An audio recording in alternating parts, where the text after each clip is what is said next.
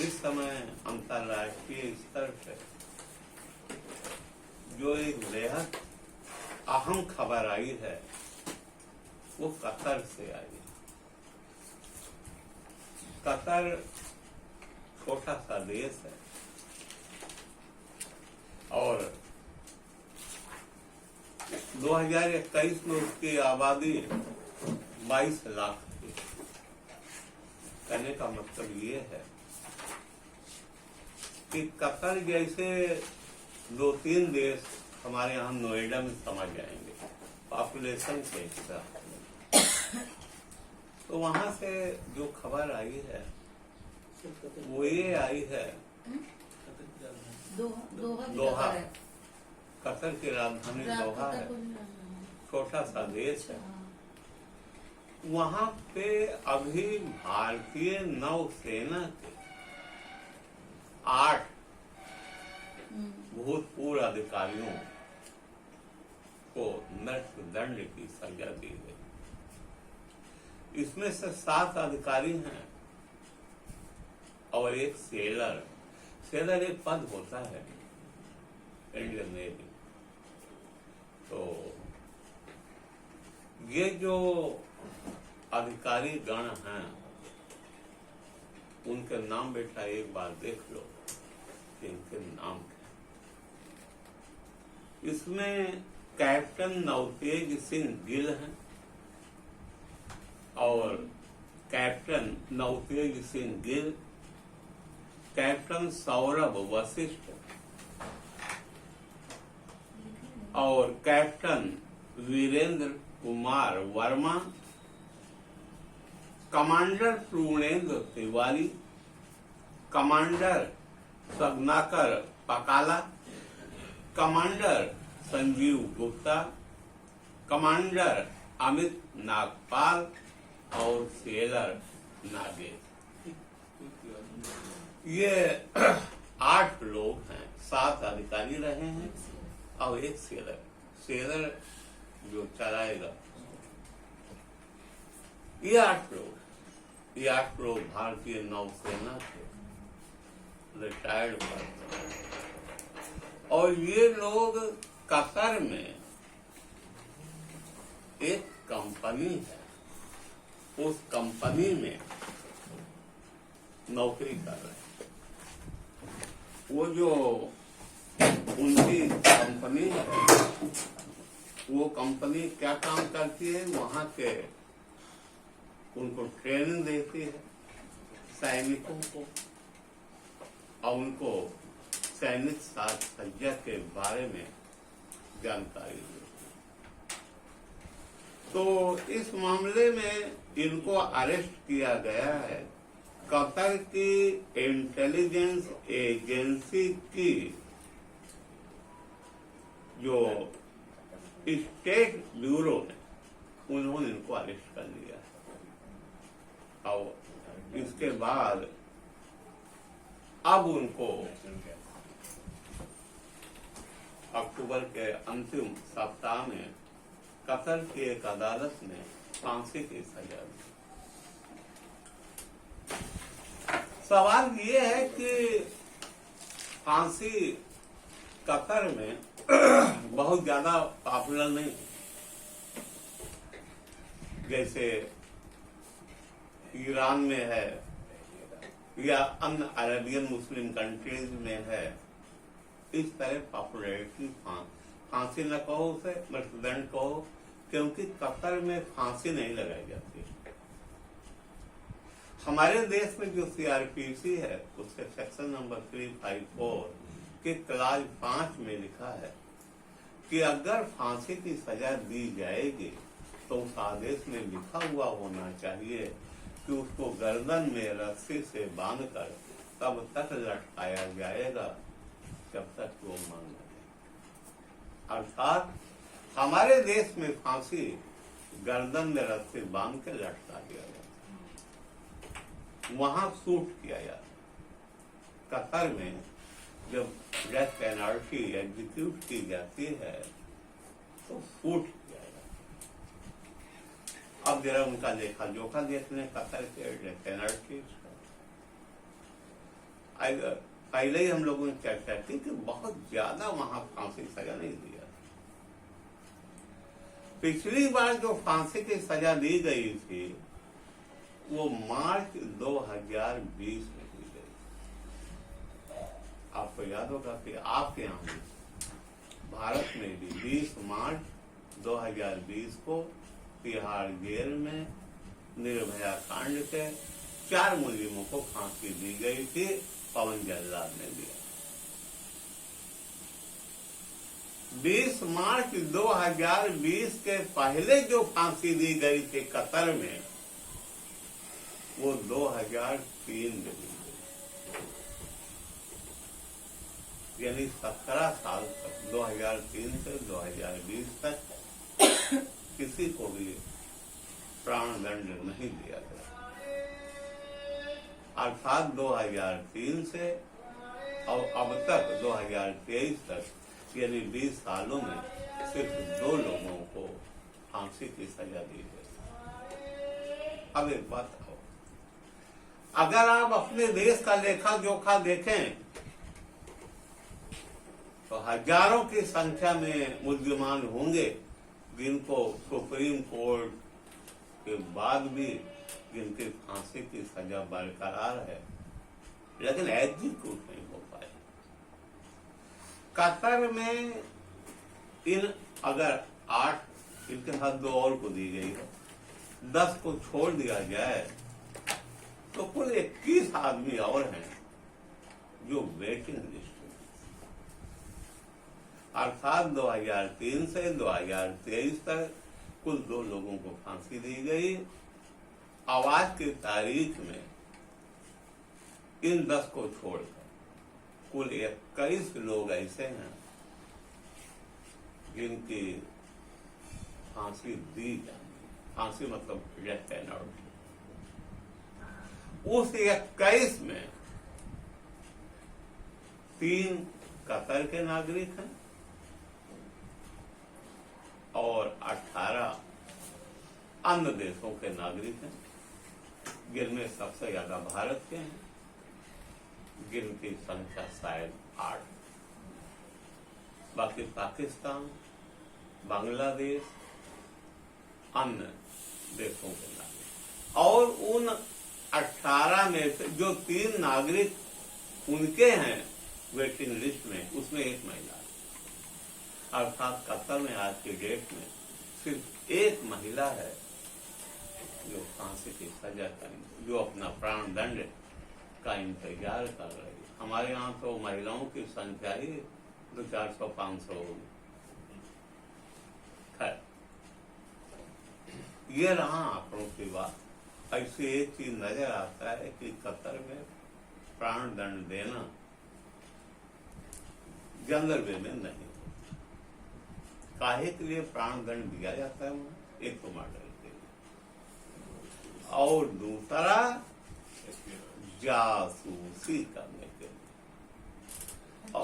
और ये हमारे जो लोग हैं 8, ये जासूसी करने के लिए।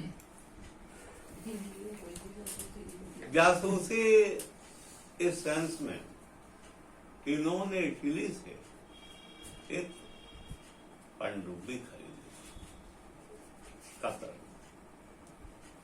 और क्योंकि ये लोग एक्सपर्ट हैं, इनकी जानकारी में सब था, तो एलिगेशन ये लगाया गया है कि इन लोगों ने उसे लीक किया। और किससे लीक किया है? इजराइल। अब वो मुद्दा सामने स्पष्ट हो रहा है। मेन बात क्या है? मेन बात ये है कि जब से हमास और इजराइल का युद्ध हो रहा है, तब से जितने मुस्लिम कंट्रीज हैं वो ऐसे लोगों के खिलाफ हैं जो इजराइल का हिमायती है। हमारा देश, भारत देश इजराइल का साथ देता है। हालांकि अगर उनको गलतफहमी हो तो बात अलग है, वरना हमारे देश ने तो फिलिस्तीनियों के लिए भी तमाम दवाएं और खाद्य सामग्री, जरूरतमंद चीजें भेज दें। हम लोग तो गुट नहीं रिपोर्ट, हम लोग तो उनकी मदद करते हैं जो मदद जिनको देना लाजिमी और जरूरी। और एक चीज और है, इसमें जो कमांडर पूर्णेंद्र तिवारी हैं, इनको 2019 में इनको एक अवार्ड मिला है, और वो अवार्ड मिला था किस लिए? कतर और इंडिया के बीच में जो रिलेशंस हैं उनको अच्छा बनाने के लिए, उनको मधुर बनाने के। और ये पुरस्कार पाने वाले सैनिकों में से वो पहले आदमी, कमांडर पूर्णेंद्र तिवारी। तो जो एलिगेशन उन्होंने खुद से कुछ नहीं बताया कि इनके ऊपर क्या एलिगेशन, आज तक उसे बताया नहीं, लेकिन आशंका है जासूसी। तो लेकिन कोई फैक्ट नहीं बताया गया। अब ये जो कंपनी है वो क्या काम करती है आपने देख लिया। वो कंपनी वहां के सैनिकों को ट्रेनिंग देने का कार्य करती है, और उनको जो अत्याधुनिक हथियार हैं जो खास तौर से नौसेना से संबंधित, उस बारे में जानकारी देती। उस कंपनी के जो मालिक हैं वो खामिस अल आजमी, और इस कंपनी का जो नाम है वो बेटा रहा है Lohra global technology and consultant, इसी में। लेकिन ये प्राइवेट कंपनी है। लेकिन अब क्या है, अब वेबसाइट से गायब है वो कंपनी, और हमारे 800 लोगों के बारे में कोई जानकारी नहीं दे रही है। इस मामले में जब ये मालूम हुआ, पहले तो बताया ही नहीं गया कि किनको किनको अरेस्ट किया, जबकि उम्मीद है कि इनको अगस्त 2022 में अरेस्ट किया गया था। इनको जब अरेस्ट किया गया तो किसी को कुछ पता नहीं, लेकिन जब परिवारजनों को कोई जानकारी नहीं मिली, फोन कर रहे हैं, स्विच ऑफ आ रहा है, तो 30 सितंबर 2022 पहली बार उनके परिवारजनों से बात करने का वो दिया गया। और दूसरी बात, हमारे 3 अक्टूबर 2022 को दूतावास के एक अधिकारी को इनसे मिलने की इजाजत दी गई। हमारे दूतावास है वहां कतर। इसके बाद इनको अलग अलग जेलों में रखा गया है, सॉलिटरी कंफाइनमेंट में रखा गया है। कोई डायरेक्ट एविडेंस नहीं है, इतना मालूम हुआ है। लेकिन जो भी एविडेंस हैं वो इनके मोबाइल पे बात करने वाले हैं, मैसेजिंग के हैं, यानी टेक्नोलॉजी से रिलेटेड जो भी एविडेंस है वो है। अब मेन समस्या क्या है? मेन समस्या ये है कि ये जो भी हुआ है, इस बारे में भारत सरकार की क्या प्रतिक्रिया है? भारत सरकार ने अपना कार्य शुरू कर दिया। विदेश मंत्रालय ने, जयशंकर साहब विदेश मंत्री, उनका विदेश मंत्रालय का बयान आ चुका है कि हम हर हालत में उसको सुरक्षित लेकर आए। अब ये ट्रायल कोर्ट का फैसला है, अभी अपीलेट कोर्ट के फैसले आने बाकी हैं। लेकिन इस पर संपूर्ण विश्व में राजनीति गर्म एक चीज और जान जाए, जहां तक द्विपक्षीय संबंध है वो भारत के और कतर के अच्छे, हमें उनके संबंध कभी खराब नहीं हुए, अच्छे संबंध। छोटा सा देश है लेकिन बहुत संपन्न देश है, और अगल बगल के देशों के लोग जाके वहां मुलाजिम अपने परिवार का जीविकोपार्जन कर रहा है। अब ये मुद्दा आ गया, इस मुद्दे को देखना होगा। और मेन चीज ये है कि अगर किसी देश में कोई ऐसा हमारे देश का नागरिक पकड़ा गया है जो वहां के हिसाब से मृत्युदंड होना चाहिए, और शायद कोर्ट ने मृत्युदंड दिया भी है, तो उनका इंटरनल अगर ला के दृष्टिकोण से देखा, क्योंकि हमारे देश में आईपीसी का भी जब हम ज्यूरिसडिक्शन पढ़ते हैं, सेक्शन नंबर 3 तो क्या कहेगा, कोई भी आदमी जो हिंदुस्तान की सरजमी में रह रहा है और कोई अपराध करता है, तो हमारी जो आईपीसी है इसके प्राविधान उसको फल चाहे वो कहीं का ना। ध्यान दीजिए, ये भारत के नागरिक ये वहां रह रहे, तो वहां का जो कानूनी है ये उसके टेरिटोरियल ज्यूरिसडिक्शन में आ रहा है। एक चीज और है कि जो 2 लोग और हैं इनके साथ वो वहीं के नागरिक हैं। एक और पकड़ा गया था लेकिन उनको 1 महीने बाद छोड़ दिया, मालिक को, उनको भी गिरफ्तार किया गया, उनको छोड़ दिया। तो एक तो टेरिटोरियल ज्यूरिसडिक्शन, हम ये नहीं कह सकते कि इनको आप हमें सौंप दीजिए, हम अपने हिसाब से सजा देंगे, क्योंकि ट्रायल उन्होंने कर दिया है। और दूसरी बात, एक उनके यहाँ के कानून के हिसाब से जो गंभीरतम अपराध है उसका एलिगेशन,